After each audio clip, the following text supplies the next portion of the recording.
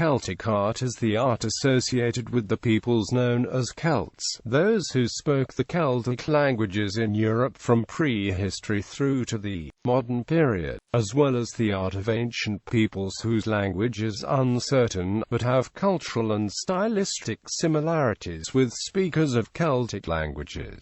Celtic art is a difficult term to define, covering a huge expanse of time, geography and cultures. A case has been made for artistic continuity in Europe from the Bronze Age, and indeed the preceding Neolithic age. However, archaeologists generally use Celtic to refer to the culture of the European Iron Age from around 1000 BC onwards, until the conquest by the Roman Empire of most of the territory concerned, and art historians typically begin to talk about Celtic art only from the Latine period onwards. Early Celtic art is another term used for this period, stretching in Britain to about 150 AD. The early medieval art of Britain and Ireland, which produced the Book of Kells and other masterpieces, and is what Celtic art evokes for much of the general public in the English-speaking world, is called Insular Art in art history. This is the best-known part, but not the whole, of the Celtic art of the early Middle Ages, which also includes the Pictish art of Scotland. Both styles absorbed considerable influences from non-Celtic sources, but retained a preference for geometrical decoration over figurative subjects, which are often extremely stylized when they do appear. Narrative scenes only appear under outside influence. Energetic circular forms, triskelies and spirals are characteristic.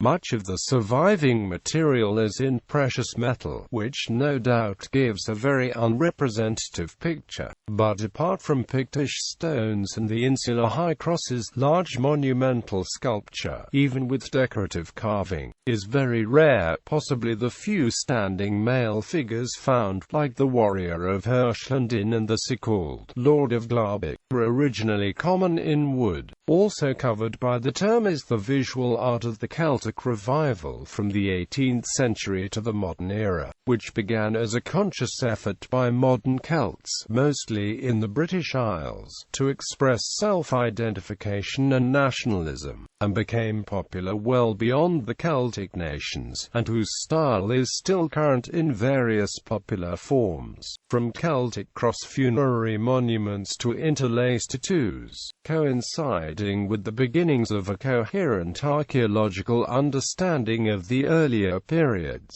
The style self-consciously used motifs closely copied from works of the earlier periods, more often the Insular than the Iron Age. Another influence was that of late Latine vegetal art on the Art Nouveau movement. Typically Celtic art is ornamental, avoiding straight lines and only occasionally using symmetry, without the imitation of nature central to the classical tradition, often involving complex symbolism. Celtic art has used a variety of styles and has shown influences from other cultures in the knotwork, spirals, key patterns, lettering, zoomorphics, plant forms and human figures.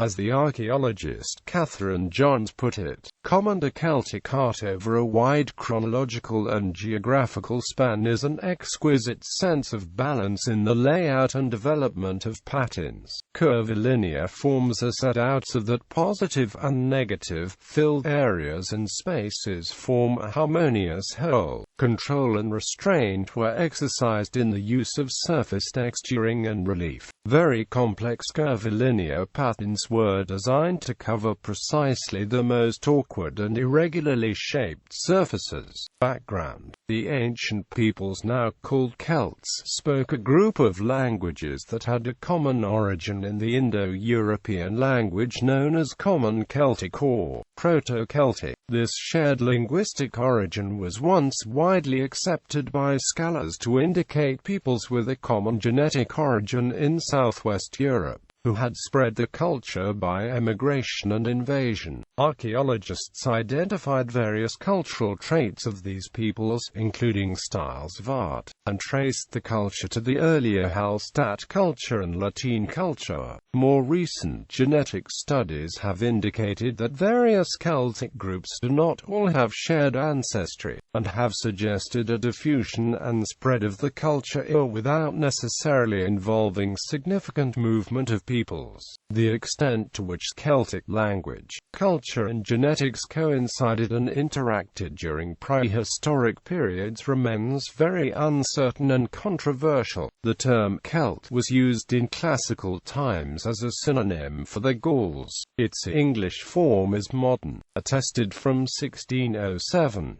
In the late 17th century, the work of scholars such as Edward Lhuyd brought academic attention to the historic links between Gaulish and the Brythonic and Goidelic-speaking peoples, from which point the term was applied not just to continental Celts but those in Britain and Ireland. Then in the 18th century, the interest in primitivism, which led to the idea of the noble savage, brought a wave of enthusiasm for all things Celtic and Druidic. The Irish revival came after the Catholic Emancipation Act of 1829 as a conscious attempt to demonstrate an Irish national identity, and with its counterpart in other countries subsequently became the Celtic Revival.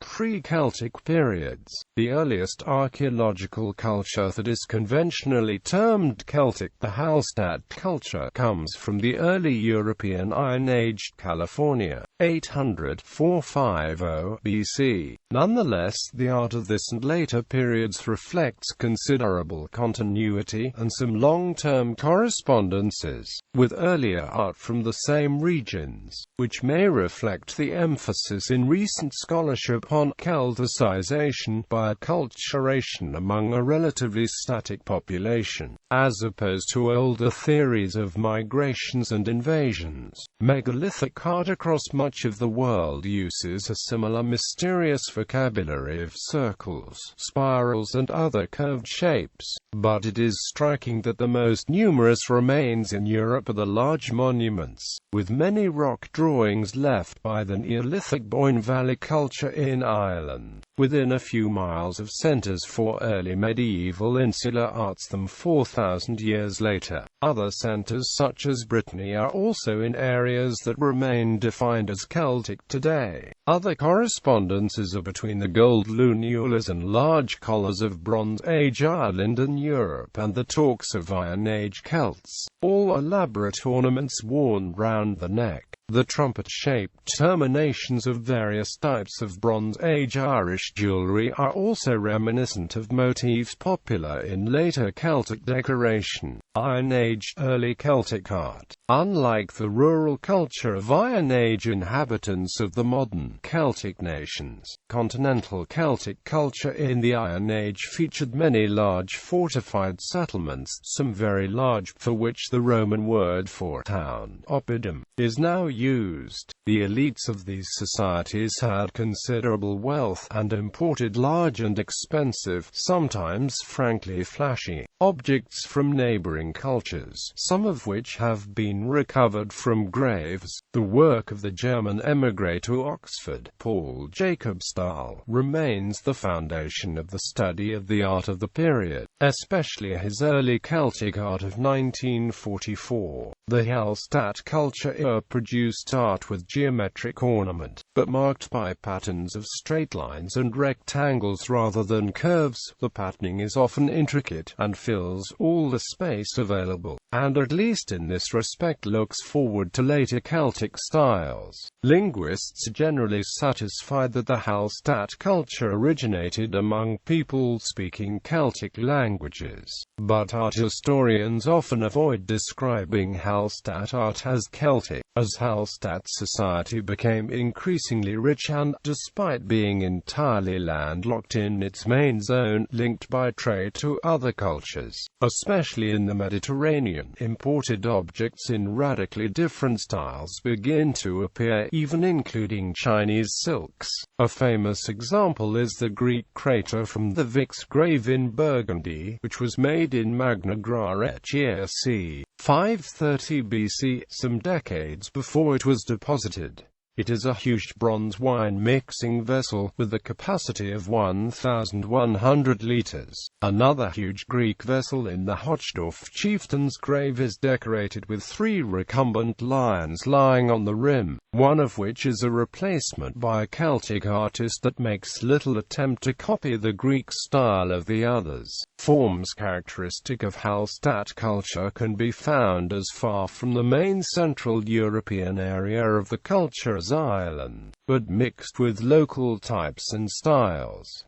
Figures of animals and humans do appear, especially in works with a religious element. Among the most spectacular objects are cult wagons in bronze, which are large wheel trolleys containing crowded groups of standing figures, sometimes with a large bull mounted on a shaft at the center of the platform, probably for offerings to gods. A few examples have been found in graves. The figures are relatively simply modeled, without much success in detailed anatomical naturalism compared to cultures further south, but often achieving an impressive effect. There are also a number of single stone figures, often with a leaf crown, 2 flattish rounded projections, resembling a pair of bloated commas, rising behind and to the side of the head, probably a sign of divinity. Human heads alone, without bodies, are far more common, frequently appearing in relief on all sorts of objects. In the Latine period, faces often emerge from decoration that at first looks abstract or plant-based. Games are played with faces that change when they're viewed from different directions. In figures showing the whole body, the head is often overlarge. There is evidence that the human head had a special importance in Celtic religious beliefs. The most elaborate ensembles of stone sculpture, including reliefs, come from southern France, at Roquepetus and in Tremont, close to areas colonized by the Greeks. It is possible that similar groups in wood were widespread. Roquepetus seems to have been a religious sanctuary, whose stonework includes what are thought to have been niches where the heads or skulls of enemies were placed. These are dated to the 3rd century BC, or sometimes earlier. In general, the number of high-quality finds is not large, especially when compared to the number of survivals from the contemporary Mediterranean cultures, and there is a very clear division between elite objects and the much plainer goods used by the majority of the people. There are many torques and swords, but the best-known finds, like the check head above, the shoe plaques from Hochdorf and the Waterloo helmet, often have no similar other finds for comparison. Clearly, religious content in art is rare, but little is known about the significance that most of the decoration of practical objects had for its makers, and the subject and meaning of the few objects without a practical function is equally unclear. Hallstatt Gallery. Latine Style. About 500 BC, the Latine Style, named after a site in Switzerland, appeared rather suddenly, coinciding with some kind of societal upheaval that involved a shift of the major centers in a northwesterly direction. The central area where rich sites are especially found is in northern France and western Germany, but over the next 3 centuries the style spread very widely, as far as Ireland, Italy and modern Hungary. In some places the Celts were aggressive raiders and invaders, but elsewhere the spread of Celtic material culture may have involved only small movements of people, or none at all. Early Latine style adapted ornamental motifs from foreign cultures into something distinctly new, the complicated brew of influences including Scythian art and that of the Greeks and Etruscans among others. The occupation by the Persian Achaemenid Empire of Thrace and Macedonia around 500 BC is a factor of uncertain importance. Latine style is a highly stylized curvilinear art based mainly on classical vegetable and foliage motifs such as leafy palmette forms, vines, tendrils and lotus flowers together with spiral scrolls, S-scrolls, lyre and trumpet shapes. The most lavish objects, whose imperishable materials tend to mean they are the best preserved other than pottery, do not refute the stereotypical views of the Celts that are found in classical authors, where they are represented as mainly interested in feasting and fighting as well as ostentatious display. Society was dominated by a warrior aristocracy and military equipment, even if in ceremonial versions and containers for drink represent most of the largest and most spectacular finds, other than jewelry. Unfortunately for the archaeologist, the rich, princely burials characteristic of the Hallstatt period greatly reduce, at least partly because of a change from inhumation burials to cremation. The torque was evidently a key marker of status and very widely worn, in a range of metals, no doubt reflecting the wealth and status of the owner. Bracelets and armlets were also common, an exception to the general lack of depictions of the human figure, and of the failure of wooden objects to survive. Certain water sites from which large numbers of small carved figures of body parts, say whole human figures, have been recovered, which are assumed to be votive offerings representing the location of the ailment of the supplicant. The largest of these, at Source de la Roche, Chamalières, France, produced over 10,000 fragments, mostly now at Clermont-Ferrand. Several phases of the style are distinguished under a variety of names, including numeric and alphabetic series. Generally, there is broad agreement on how to demarcate the phases, but the names used differ, and that they followed each other in chronological sequences now much less certain. In a version of Jacobsthil's division, the early or strict phase de Navarro I, where the imported motifs remain recognizable, is succeeded by the continuous vegetal Waldalgesheim style, or de Navarro II, where ornament is typically dominated by continuously moving tendrils of various types, twisting and turning in restless motion across the surface. After about 300 BC, the style, now de Navarro III, can be divided into plastic and sword styles, the latter mainly found on scabbards and the former featuring decoration in high relief. One scholar, Vincent Magor, has defined a Disney style of cartoon-like animal heads within the plastic style, and also an opie de period art. C. 125 c. 50 BC. De Navarro distinguishes the insular art of the British Isles, up to about 100 BC as style IV, followed by a style V, and the separateness of insular Celtic styles is widely recognized. The often spectacular art of the richest earlier continental Celts, before they were conquered by the Romans, often adopted elements of Roman, Greek and other foreign styles to decorate objects that were distinctively Celtic. So a talk in the rich Vix grave terminates in large bulls in a way found in many others. But here the ends of the ring are formed as the paws of a lion, a similar beast, without making a logical connection to the bulls, and on the outside of the ring two tiny winged horses sit on finely worked plaques. The effect is impressive but somewhat incongruous compared to an equally ostentatious British talk from the Snettisham hoard that is made 400 years later and uses a style that has matured and harmonized the elements, making it a the 1st century BC Gundestrup cauldron is the largest surviving piece of European Iron Age silver, but though much of its iconography seems clearly to be Celtic, much of it is not, and its style is much debated. It may well be of Thracian manufacture.